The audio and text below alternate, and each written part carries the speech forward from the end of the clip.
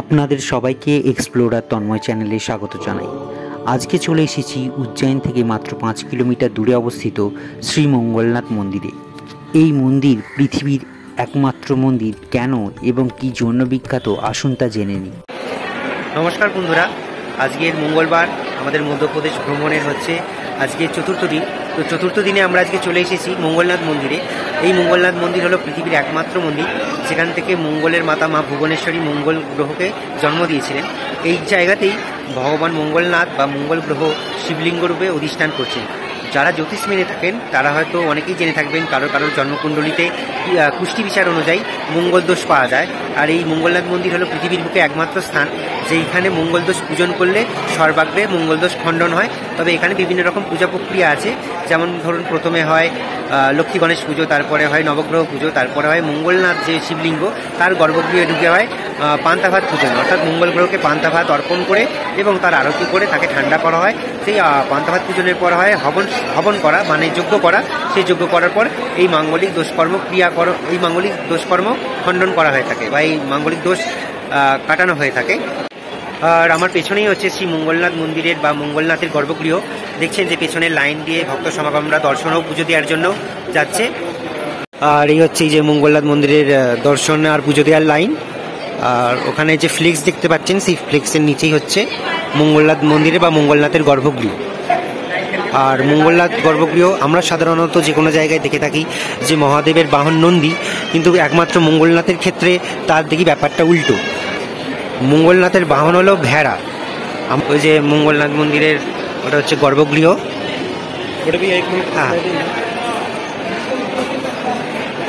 সুতরাং এই মন্দিরের খ্যাতি কেন সুদূর বিস্তৃত, আশা করি প্রত্যেকের কাছে তা পরিষ্কার হয়ে গেছে।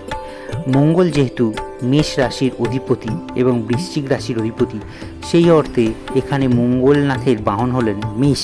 আর এটাই পৃথিবীর বুকে একমাত্র মন্দির যেখানে নন্দী মহারাজের পরিবর্তে মেষকে দেখা যায়। আসুন এবার আপনাদের সবাইকে একদম গর্ভগৃহের সামনে থেকে শ্রী মঙ্গলনাথকে দর্শন করাবো। ওই যে দেখছেন ভেতরে মঙ্গলনাথের পুজো চলছে, অর্থাৎ মাঙ্গলিক দোষ খণ্ডনের পুজো।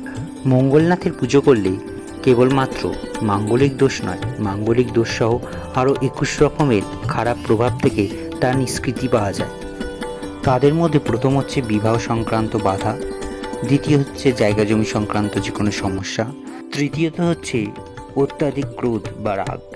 এই ধরনের প্রমুখ সমস্যা থেকে নিষ্কৃতি পাওয়া যায়। নিচের যে লাইনটি দেখছেন এটি হচ্ছে গর্ভগৃহের লাইন।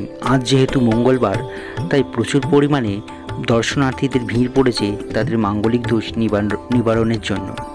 আর উপরে যে লাইনটি দেখছেন সেটি হচ্ছে সাধারণ লাইন, অর্থাৎ যারা এই ধরনের কোনো রকম পুজোই করাবেন না বা নর্মাল শুধু জাস্ট পুজো দেবেন, তারা নর্মাল পুজো দিয়ে বেরিয়ে যেতে পারেন।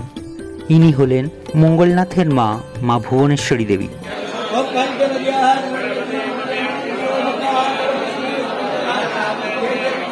আজ সকাল থেকেই শ্রী মঙ্গলনাথ মন্দির ভক্তদের সমাগমে একদম পরিপূর্ণ। তার সাথেই চলছে মাঙ্গলিক দোষ খণ্ডনের প্রথম পর্বের পুজো। কোথাও আবার পর্ব শেষে চলছে হবন। এই যে দেখছেন লাইন, এই লাইনটি এক এক করে যাবে শ্রী মঙ্গলনাথের গর্ভগৃহে এবং তারা প্রথম পর্বের পূজা সমাপ্ত করে দ্বিতীয় পর্বের জন্য গর্ভগৃহে করবে পান্তা ভাত পূজন।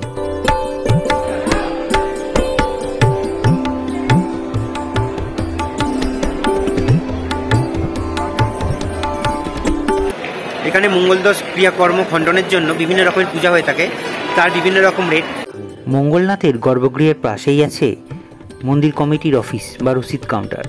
সেখান থেকে আপনি যে ধরনের পুজো করাতে চান অর্থের বিনিময়ে রসিদ কেটে পুরোহিতের সাথে সেই পুজোয় অংশগ্রহণ করতে পারেন। আপনারা দেখতে পাচ্ছেন ডিসপ্লেতে করে এখানে টাঙিয়ে দেওয়া হয়েছে বিভিন্ন রকম পুজোর জন্য বিভিন্ন রকম দক্ষিণা। আর আপনারা যদি কেউ এই পুজোয় অংশগ্রহণ করতে চান বা কোনো পুরোহিতের সাথে যোগাযোগ করতে চান, তার ডিটেলস পেয়ে যাবেন এই ভিডিওর ডেসক্রিপশানে। এবং অনেকেই আছেন যারা জ্যোতিষশাস্ত্র মেনে চলে, তাদের পক্ষে বলে রাখি, তো তারা আমাদের রাজ্যে বা আমাদের জায়গায় 10,000, 5,000, 15,000, 20,000 বিভিন্ন পণ্ডিতজন বিভিন্ন রকম টাকা নিয়ে থাকেন এই মাঙ্গলিক দুষ্কর্ম খণ্ডন করার জন্য।